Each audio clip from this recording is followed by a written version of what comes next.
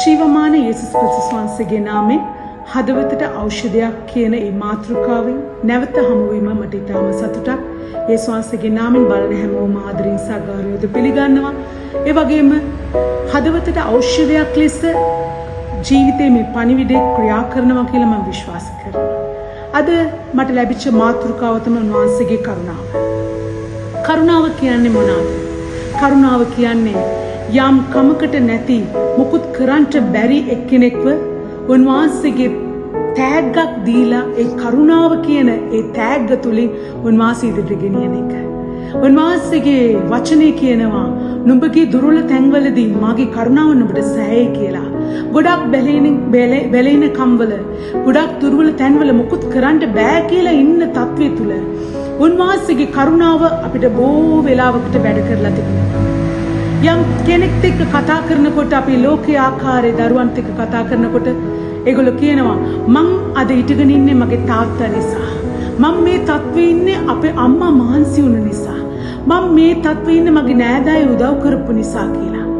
හැබැයි තනි වෙච්ච කොන් වෙච්ච තැන්වලදී ඒ ගැලවීම ලැබපු අය ගොඩාක් ජේසුස් වහන්සේව දැනගත් අයගෙන් ආනකොට මම මේ තත්ත්වේ ඉන්නේ උන්වහන්සේගේ කරුණාව නිසා. අද මම ඉඳගෙන ඉන්නේ උන්වහන්සේගේ කරුණාව නිසා කියලා කියනවා. හැයි ඒගොල්ලෝ ආපු මාර්ගය බලනකොට ඒ මාර්ග තුල තනි වෙච්ච වෙලාවල් ගොඩායි. වැටිච්ච වෙලාවක් ගොඩායි. ඒ දුක කියන්න බැරි තැන්වලදී උන්වහන්සේ සනසපු ඒ වෙලාවල් ගොඩායි. මන්ද පියෙක් නැති දරුවන් එතන පියෙක් ලෙස උන්වහන්සේ දිරිමත් කරමින් සවිමත් කරමින් ගෙනාපු තැන් තියෙනවා. ඒ වගේම මවෙක් නැති දරුවන්ට උන්වහන්සේ සනසලා උන්වහන්සේගේ මාර්ගයෙන් ශක්තිමත් කරලා ගෙනාපු තැන් තියෙනවා.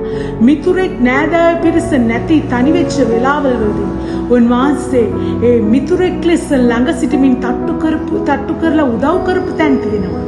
ඉතින් ඒ වැනි වෙලාවේ උන්වහන්සේගේ කරුණාව අපිට ගොඩාක් වටිනවා. කවුරුත් නැහැ කියලා බලාපොරොත්තුෙන් ඉන්න වෙලාවේදී මිනිස්යන්ව විශ්වාස කරලා රැවටිච්ච මොහොත වැටිච්ච මොහොත අතක් දෙන්න කවුරුත් නැති වෙලාවේ ඒ කරුණාව අපිට උදව් කරලා තිබෙනවා. ආමේන්. මම විශ්වාස කරනවා ඒ තැන් උන්වහන්සේගේ කරුණාව පෙන්නලා උන්වහන්සේගේ දිරියේ සවිය තුල උන්වහන්සේ තුල නැගිටපු ගොඩාක් අය මේක බලනවා කියලා මම විශ්වාස කරනවා.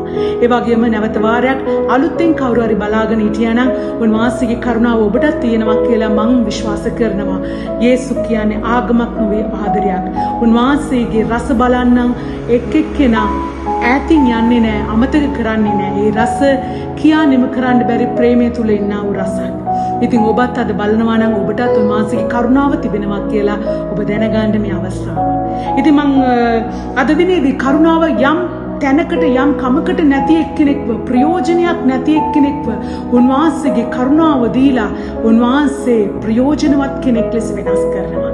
කොන් වෙච්ච කෙනෙක්ව අයින් වෙච්ච කෙනෙක්ව අයින්නට කවුරුත් එපා මේක මෙයාව අපිට ගන්න බෑ කියලා ඉදිරියට ගන්න බෑ කියලා අයින් කරපු එක්කෙනෙක්ව ඉදිරියට ගෙනියන්නා වූ කරුණාව ඔබ එක් එක්කිනා අත්දකින්න උන්වහන්සේ ක්‍රියා කරනවා. ඉතින් අපි වචනේ බලන්න පුළුවන්. උන්වහන්සේ ගොඩක් තැන්වලදී ආපු ගමන අපි මතක් වෙනකොට ඒ ආපු ගමනේදී අපිද ආවේ කියලා තැන්වල අපි හිතනකොට උන්වහන්සේගේ කරුණාව අපිට ගෙනාවා කියලා අපිට ශක්තිමත්ව කියන්න පුළුවන්. උන්වහන්සේගේ වචනේ කියනවා නුඹගේ දුර්වලකමේදී මාගේ ශක්තිය නුඹට සෑයි කියලා. ඒ වගේම ගීතාවලිය 100 වෙනි පරිච්ඡේදයේ 5 වෙනි පදයේ උන්වහන්සේ කියනවා මක්නිසාද ස්වාමීන් වහන්සේ යාපත්‍ය. උන්වහන්සේගේ කරුණාව සදාකාලයටද උන්වහන්සේගේ විශ්වාසකම සියලු පරම්පරාවලටද පවතින්නේ කියලා.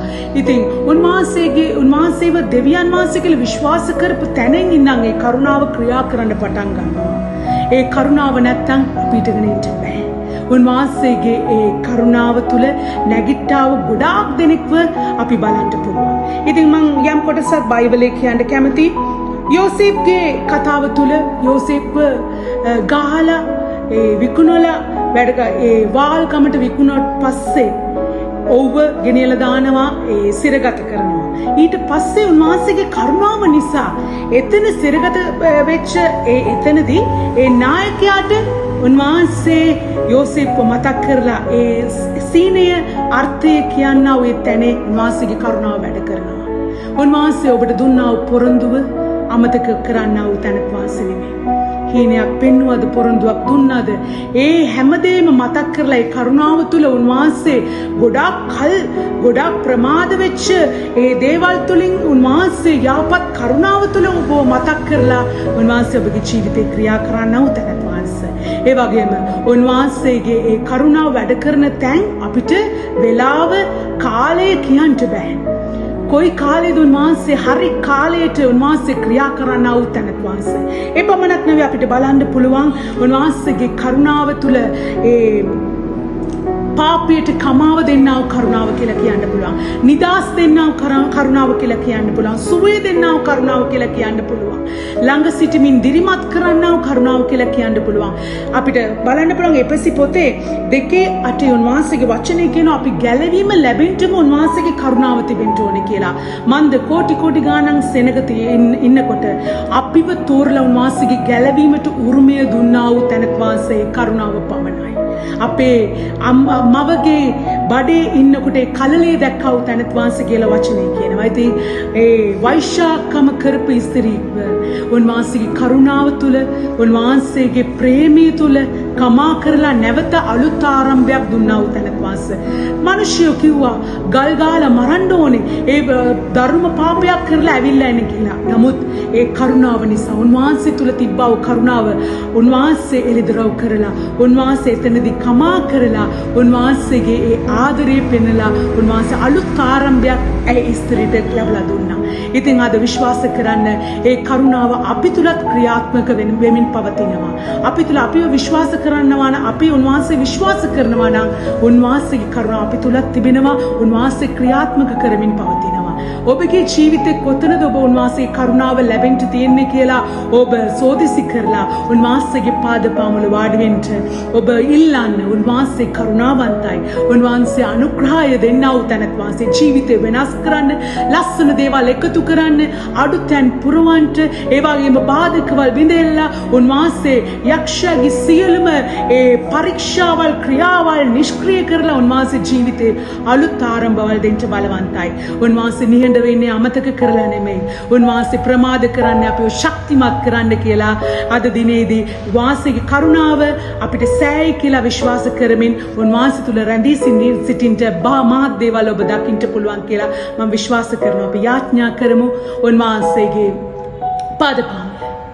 කරුණාව කරුණාව කරුණාව කරුණාව යේසුගේ කරුණාව මානව මගේ බලය නොව හැකියාව නොව ඔබගේ කරුණාවයි. මානව මගේ බලය නොව හැකියාව නොව ඔබගේ කරුණාවයි. ජීවමාන අතිශුද්ධ දෙවි පියාණන් වහන්සේ ඔබගේ ශුද්ධෝදාතර ස්වාමිනී මේ බලන එක්කෙනා බාර කරලා යාඥා කරනවා. ඔබ වහන්සේගේ අනුග්‍රහය කරුණාව තුළ අපි ගැලවීම ලබලා ඉන්නේ. මෙන්න ස්වාමිනී ඒ කරුණාව තුළ එක්කෙනා ගොඩනගන්නට ඔබ වහන්සේගේ කරුණාව බලාපොරොත්තුෙන් ඉන්නව එක්කෙනාට ඔබ වහන්සේ අලුත් ආරම්භයක් ඇති කරන්න පුළුවන් එකම තැනත් වාසය. මෙසේ වාසයට ස්වාමිනී මේ එක්කෙනා බාර කරලා යාඥා කරනවා. මගේ පියාණන් වහන්සේ මේ නරඹන්නා වූ එක්කෙනාගේ ජීවිත තුළ ඔබ වහන්සේගේ කරුණාවේ දොරටුව විවෘත කරන්න ඕනේ කියලා යාඥා කරනවා.